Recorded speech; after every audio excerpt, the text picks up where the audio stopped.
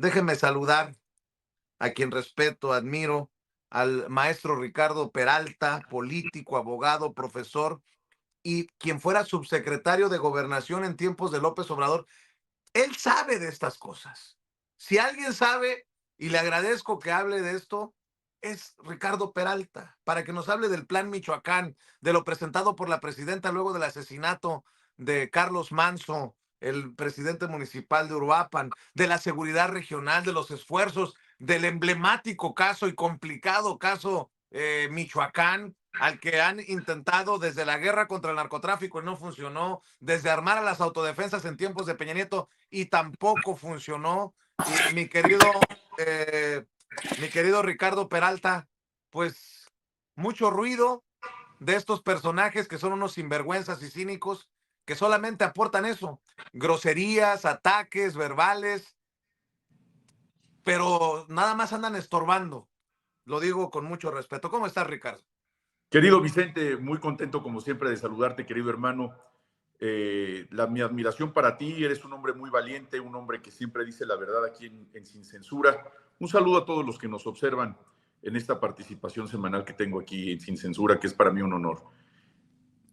En algún programa, precisamente aquí en Sin Censura, les platiqué de una reunión que tuve con presidentes municipales y las poblaciones de estas poblaciones de la región de Tierra Caliente en Michoacán. Ustedes saben que Michoacán colinda con 6 estados de la República, colinda con la región de Tierra Caliente guerrerense, que tienen las mismas condiciones de marginación, de pobreza, de atraso de manera ancestral, desafortunada, pero también colinda con otros estados de la República muy importantes como Jalisco, el Estado de México, Colima, en fin. Y en esa reunión que tuve, fue una reunión con 40,000 personas.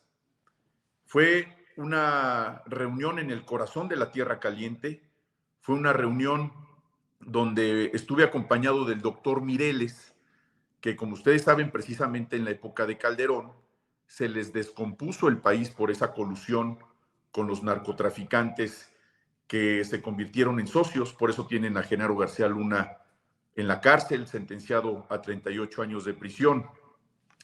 Fue un meeting que se transformó en eso cuando inicialmente la proyección es que fuera una reunión a puertas cerradas con los presidentes municipales de esas regiones y se hizo un meeting gigantesco. Ustedes lo pueden encontrar ahí en las redes sociales. Gigantesco, te estoy diciendo 40,000 personas, poco más de 40,000 personas. Ahí están las imágenes en las cuales compartí ese escenario. Y entonces se planteó la posibilidad de instalar plantas agroindustriales en la región de Tierra Caliente, para empezar, Tierra Caliente, para que la gente tuviera la posibilidad de llevar ahí sus cultivos de melón, sus cultivos de limón, de chía, de aguacate, de todo lo que se produce en esa región de la Tierra Caliente, y con la relación de la industria de la exportación, que por cierto no tienen representación en Michoacán, que son de la iniciativa privada, ellos iban a invertir precisamente para coordinar que ese mercado pudiera llegar hasta Japón con adquirentes seguros, es decir, iba a ser llave en mano. Aquí la producción se procesa en la planta agroindustrial, se enviaría a Japón, al puerto de Lázaro Cárdenas en barco, se iría hasta Japón y iban a ser socios 48, 52% los campesinos con los inversionistas, que por cierto los inversionistas eran michoacanos, empresarios michoacanos residentes en Los Ángeles de cuarta generación. Ellos eran los que iban a llevar a cabo la construcción de esta planta agroindustrial. Era cambiarle el escenario, cambiarle la vida a millones de personas que hacen comercio con esta región a nivel mundial, no solamente en la región de Michoacán. Pues, ¿quién creen que nos puso el pie? ¿Quién creen que evitó a toda costa que se llevara a cabo este gran proyecto que hubiera cambiado la vida económica de la región? Fue Silvano Aureoles, fue Silvano Aureoles. Silvano Aureoles nos acusó que nos estábamos reuniendo con delincuentes cuando estábamos en la población, con la población, Él es el que no se podía parar en tierra caliente porque la gente lo denostaba. Él es el que no quiso que se llevara a cabo esto al principio del sexenio del presidente López Obrador. Iba a ser esto una condición de revolución económica, social, de integración, y evidentemente esto iba a inhibir al crimen organizado. ¿Por qué? Porque era la comunidad entera en asociación con empresarios también michoacanos. Y en este meeting, les platicaba yo al principio de esta intervención, conocí una realidad que sinceramente no había yo escuchado antes, que eran los huérfanos de Calderón. Se me acercaron unas muchachitas jóvenes de 20 años, de la edad de mis hijas. Tú sabes, mi querido Vicente, yo tengo 5 hijos y ahorita hablamos del tema de la presidenta. Entre ellas tengo 3 hijas. Se me acercó una chica muy joven en aquel entonces. Estamos hablando que esto ocurrió a principios de 2019, en mayo de 2019. Se acerca hacia mí con un llanto desgarrador y percibo que tiene una cicatriz muy grande entre la cabeza y la barbilla, pero una cicatriz profunda. Y una persona me dice, ellos son los huérfanos de Calderón. Y son bastantes, es un grupo grande. Cuando me acerco a ellos, había niños sin manos, sin brazos, con cicatrices tremendas en el rostro, algunos de ellos sin la falta de alguno de sus miembros inferiores, en un pie, sin una pierna. Imagínense ustedes, los asesinos de entonces, los narcotraficantes que se coludieron con el gobierno de Calderón, lesionaron a estos niños entonces, en la época de Calderón, niños, pero para que presenciaran el asesinato de la mamá, del papá, del hermano, de sus familiares, a ellos los lesionaban de tal forma para que nunca olvidaran la crueldad, la maldad, y que vieran y recordaran cada vez que se vieran la cicatriz, quién se las había hecho, y literalmente dejarlos marcados de por vida, como nos dejaron marcados de por vida los gobiernos panistas y priistas con esta colusión probada, auténtica con el crimen organizado. Fíjate, maestro, perdón que meta mi cuchara aquí, Por favor. pero para mí está muy fuerte lo que estás diciendo sobre Silvano Aureoles, que cuando fue gobernador fue el que detuvo un proyecto, un plan para sacar adelante a Michoacán, porque he destapado que hay líderes comunitarios acá en Chicago, por eso estoy acá tratando de documentar ciertas cosas y resulta que me encuentro chats en WhatsApp de estos líderes migrantes que escondidos en su liderazgo en estas organizaciones están haciendo politiquería y golpeteo a través de estos chats en WhatsApp contra la presidenta y contra su gobierno. Luego del asesinato de Carlos Manso, hablan del peor gobierno en la historia de México. Y les digo yo, cabrones, ustedes son los que le aplaudían a Silvano Aureoles. Y Silvano Aureoles también es responsable del desmadre en Michoacán. Lo que estás diciendo me confirma que no ando tan perdido. Y además, estos que hoy exigen respuestas, nunca se atrevieron a cuestionarle en lo más mínimo al que hoy es prófugo de la justicia y señalado por vínculos con los malos. Entonces, lo que estás diciendo, mi querido maestro Ricardo Peralta, para mí es de suma importancia y se los dejo en la jeta a esos que están a través de sus cadenitas en WhatsApp, en el golpeteo constante, escondidos en su traje de líderes comunitarios en Estados Unidos, ¿no? Y que han usado Casa Michoacán con fines políticos una y otra vez. Pero bueno, ya sabrán ellos a quienes me refiero, con nombre y apellido, y si no, si quieren, no di nombre y apellido, algún día se lo diré en la mañanera a la presidenta, porque juegan con doble camisa. Cuando se trata de los recursos y de los reconocimientos, se ponen una camisita y sin pudor aplauden. Pero cuando no está viendo la presidenta, están en el golpeteo constante porque tienen esos vínculos con los innombrables y los indefendibles. Perdóname, Ricardo. No, a ver, tienes toda la razón, Vicente. Hablemos de responsables. Si bien es cierto, el que hablemos de los responsables no va a traer a la vida a Carlos Manso, una condición muy lamentable, sumamente lamentable, enluta al país entero. Pero sí tenemos que hablar de las responsabilidades políticas, las responsabilidades penales de quienes han gobernado Michoacán y que han hecho lo necesario para que no se recupere la paz en Michoacán y en otras partes del país.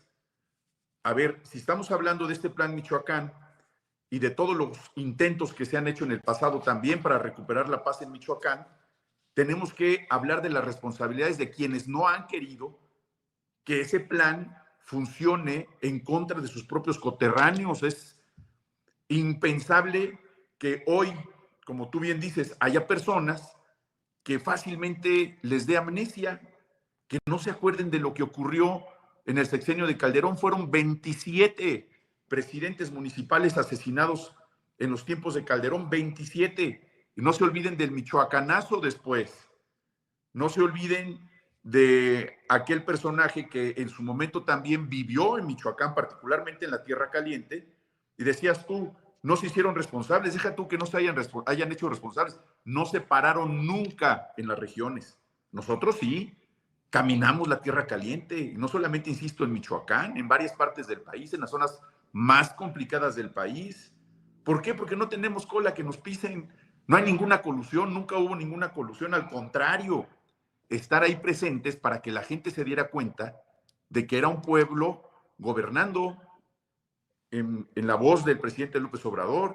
No nada más es el lema del gobierno del pueblo y para el pueblo, era el pueblo, es el pueblo, ahora representado por la doctora Claudia Sheinbaum. Es una realidad.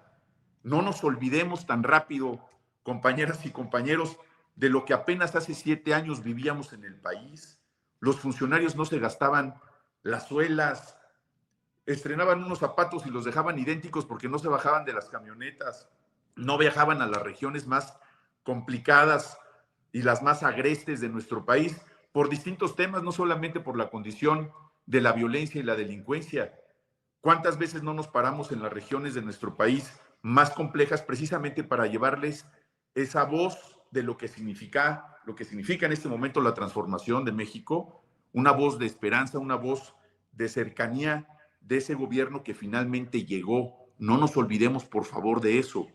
Y hablando de Michoacán, hablando de este plan, la iniciativa de la doctora Claudia Sheinbaum, que está implementándose desde ya, ustedes vieron, hizo una reunión inmediata con todo su gabinete, primero con el gabinete de seguridad, pero después con el gabinete en pleno, es precisamente para que cada uno de los distintos ramos de la economía, de la educación, del bienestar, del apoyo social, sobre todo el tema de la seguridad, va muy en serio. Y esto es un antes y un después en la seguridad para todo el país.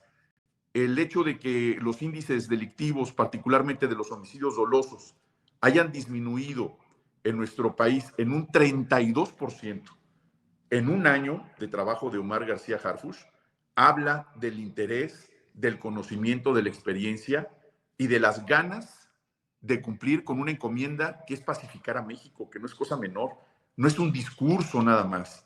Muchos lo hemos intentado, hemos acudido a esas reuniones, precisamente cuando fui con el doctor Mireles. ¿Para qué fue? ¿Quién era el doctor Mireles? Desafortunadamente falleció, lo mató el COVID. No lo pudieron matar Calderón, ni tampoco lo pudieron matar los peristas cuando le dispararon en una avioneta Cessna donde andaba, que atravesaron las aeronaves con estas balas traidoras. ¿Qué es lo que estaba haciendo el doctor Mireles?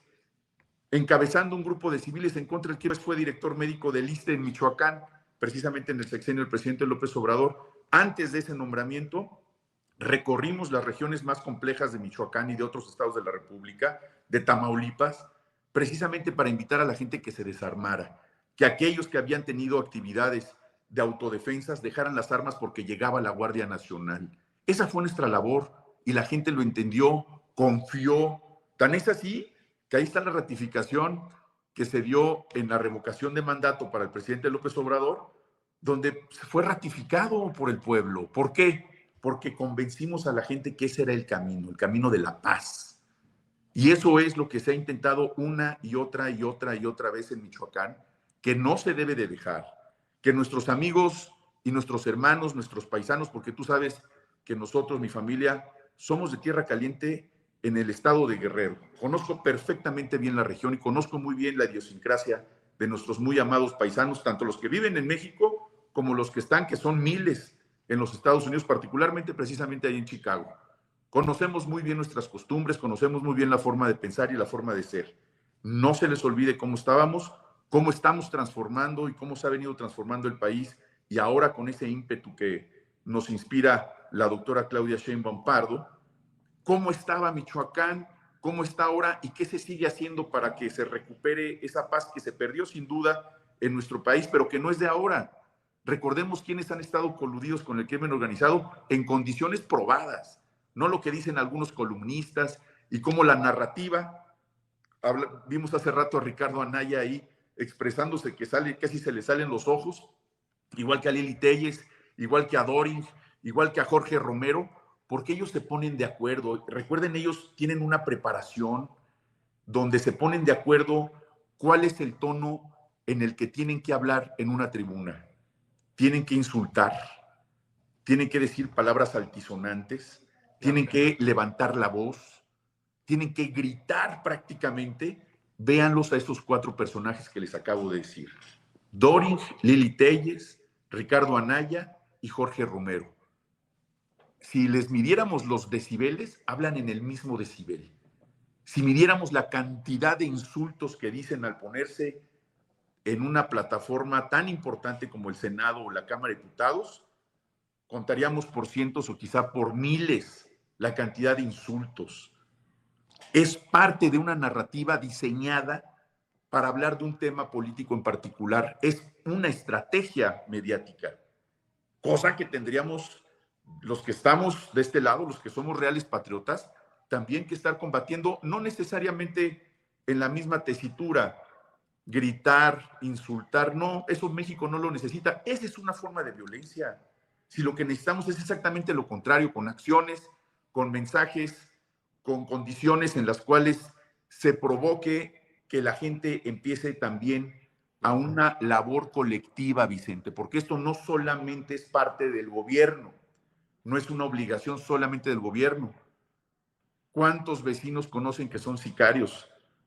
¿Cuántos padres solapan que los hijos anden armados, que los hijos estén traficando drogas, que los familiares saben dónde están las tienditas donde venden drogas, o quienes se sienten como si fuera un alter ego, estar viendo a personas con camionetones, con lujos, manejando condiciones totalmente irregulares, ilícitas, y no son denunciados? ¿Hasta dónde llega la responsabilidad de la sociedad civil?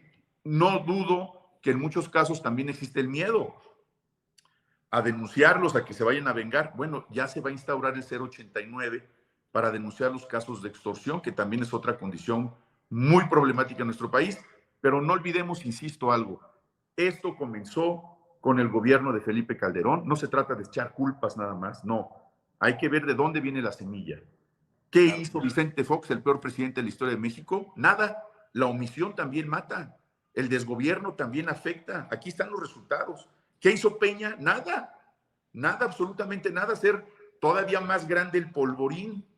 Y hoy estamos desafortunadamente cosechando a esos 3 sexenios que tanto daño le hicieron a nuestro país. Hoy se llenan la boca ofendiendo, diciendo que la presidenta, con unas palabras innombrables, no lo refiero de nuevo porque no lo merece, no les vamos a engordar el caldo. Hay que ser muy ubicados. Toda la gente que ve aquí en Sin Censura tu programa, querido Vicente, es gente muy politizada que le gustan estos temas. Deben de darse cuenta que se trata de una estrategia de la derecha, de los conservadores, de los entreguistas, de los apátridas, que han hecho una y otra ocasión lo necesario para dividir al pueblo de México. Los que estamos de este lado, los que amamos a nuestro país, a los que nos duele lo que pasa con nuestro país, a lo que nos duele que sucedan este tipo de atrocidades en las comunidades que han sido abandonadas, que han sido marginadas, es momento de un llamado a la unidad, a la concordia y, por supuesto, a las acciones en contra de los que le hacen daño a nuestro país, querido Vicente. Oye, maestro Ricardo, tengo que correr, pero una reflexión de un par de minutos sobre el acoso a la presidenta. Pues, mira, más allá de lo que ella misma ha mencionado, que era una persona que se encontraba bajo el influjo del alcohol o quizá de las drogas, el hecho de que reaccione un hombre inmediatamente queriendo tocar a una mujer es deleznable. Yo creo que nuestra presidenta es una mujer muy fuerte, muy valiente, muy ecuánime. Este es un llamado de atención para todos los hombres, para que no eduquemos a nuestros hijos siendo unos machitos. Darnos cuenta hasta dónde esta educación machista que tanto ha afectado a nuestro país sigue creando estos hombres abusadores, acosadores, violadores, violentos. Es parte también de la violencia que vive nuestro país y que tenemos que erradicar entre todos. Mi solidaridad a la propia presidenta Claudia Sheinbaum Pardo. Son actos deleznables que tenemos que denunciar, que tenemos que repetir y no revictimizar. Increíble que un medio de comunicación la haya sacado en primera plana, es inaudito. Habla precisamente de la misoginia y del machismo que en los medios de comunicación tradicionales siguen estando como una forma de comunicación, que eso no es comunicación, eso es morbo, el morbo más impudoró, con un terrible, vamos a llamarlo así, no solamente con poca ética, está fuera de pudor. Es una condición que no merece ninguna persona y menos la presidenta de México. Muchas gracias, querido Vicente. Querido Ricardo, tus redes sociales para cerrar, maestro. Sí, Ricard Peralta, Ricard-Peralta en la red X y Ricardo Peralta Saucedo, tanto en Facebook como en Instagram. Muchas gracias y un saludo, mi querido Vicente. Nos vemos el próximo miércoles. Gracias, Ricardo. Un Abrazo, abrazote. cariño. Ricardo Gracias. Peralta fue subsecretario, por eso habla con tanto conocimiento de causa, fue subsecretario de Gobernación en tiempos de Andrés Manuel López Obrador, hoy catedrático universitario. Y déjeme ir